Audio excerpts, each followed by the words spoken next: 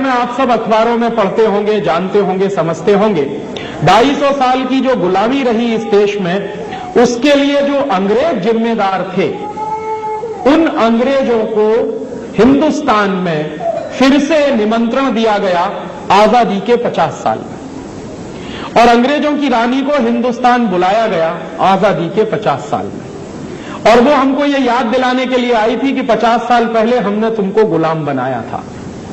दुर्भाग्य क्या हुआ, रानी एलिजाबेथ हिंदुस्तान आई, तो इसमें विशेष बात क्या है, आप ये प्रश्न पूछ सकते हैं। तो रानी एलिजाबेथ का आना हमारे देश में एक विशेष दुर्घटना को बताता है।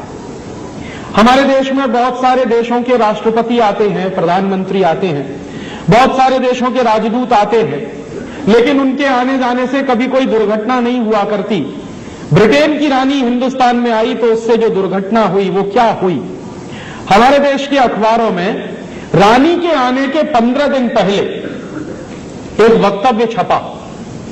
माने सितंबर के अंतिम सप्ताह में, शायद 25 से 27-28 सितंबर के बीच का कोई दिन था, तो एक वक्तव्य छपा हमारे देश के प्रधानमंत्री का।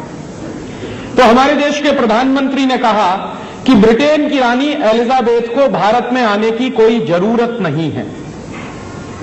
तो ब्रिटेन की रानी एलिजाबेथ को भारत में आने की जरूरत नहीं है, ये बात हिंदुस्तान के सभी अखबारों में छपी, और ना सिर्फ हिंदुस्तान के अखबारों में छपी बल्कि दुनिया के कई देशों के अखबारों में ये बात छपी। जब ये बात लंदन के अखबारों में भी छपी तो लंदन के वहां के कई सांसद हैं, वहां की जो पार्लियामेंट है, लंदन की जो संसद है, ब्रिटेन की जो संसद है, वहां के बहुत सारे सांसदों ने एक स्टेटमेंट किया। स्टेटमेंट ये किया कि भारत के प्रधानमंत्री की ये हिम्मत कैसे हुई कि वो ब्रिटेन की रानी को भारत में आने के लिए मना करें, क्योंकि हमारे प्रधानमंत्री ने कह दिया था कि ब्रिटेन की रानी को भारत में आने की जरूरत नहीं है।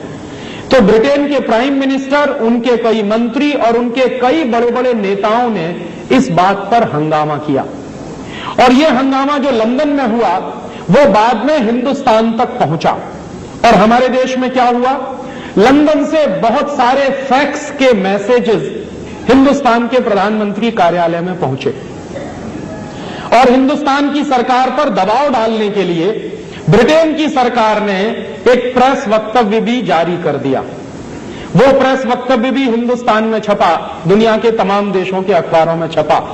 तो 24 घंटे पहले हमारे प्रधानमंत्री कहते थे कि ब्रिटेन की रानी को भारत में आने की कोई जरूरत नहीं है।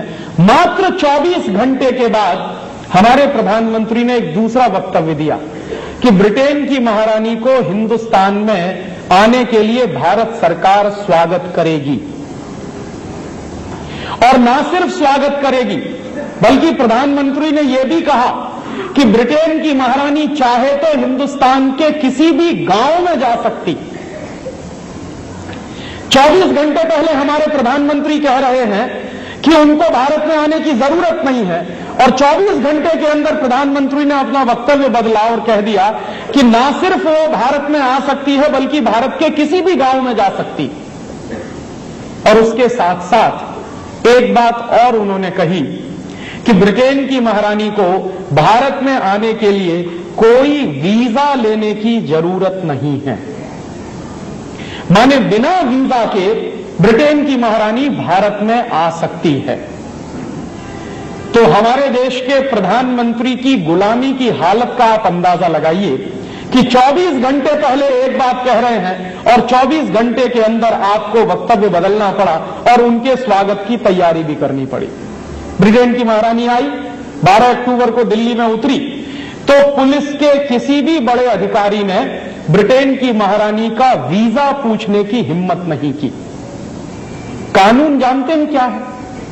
कानून यह है कि आप दुनिया के किसी भी देश में बिना वीजा के जा नहीं सकते, और अगर आप कभी गलती से अमेरिका जाएं और आपके पास वीजा ना हो तो दो ही बातें होंगी आपके साथ, या तो अमेरिका की जेल में पकड़कर आपको बंद कर दिया जाएगा या किसी हवाई जहाज से वापस आपको हिंदुस्तान भेज दिया जाएगा।